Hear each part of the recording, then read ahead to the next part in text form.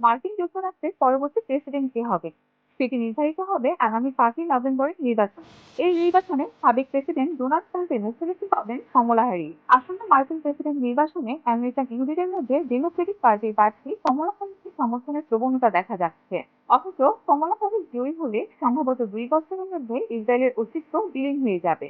বার্তা সংস্থা এএফপি এর প্রতিবেদনে বলা হয়েছে, গত বৃহস্পতিবার ওয়াশিংটনে ইসরায়েলি আমেরিকান কাউন্সিলের ন্যাশনাল সামিটে দেওয়া বক্তব্যে এমন দাবি করেন আগামী নির্বাচনে রিপাবলিকান পার্টির প্রার্থী ডোনাল্ড ট্রাম্প। রিপাবলিকান পার্টির প্রার্থী ডোনাল্ড ট্রাম্প বলেন, এই নির্বাচনে যদি আমরা জয়ী না হই তবে সত্যি এটি ইহুদি জনগণের উপর মারাত্মক প্রভাব ফেলবে। জনমত জরিপে আমেরিকান ইহুদিদের 60%ই কমলা হ্যারিসকে সমর্থন দিয়েছেন উল্লেখ করে তিনি বলেন, মার্কিন ইহুদিদের 60% যদি শত্রুকে ভোট দেন তবে আমার মতে 2 বছরের মধ্যে ইসরায়েল তার অস্তিত্ব হারিয়ে ফেলবে। গত বৃহস্পতিবার ওয়াশিংটনে ইহুদিপন্থী সংগঠন ইসরায়েলি আমেরিকার কাউন্সিলের ন্যাশনাল সামিটে তিনি একথা বলেন।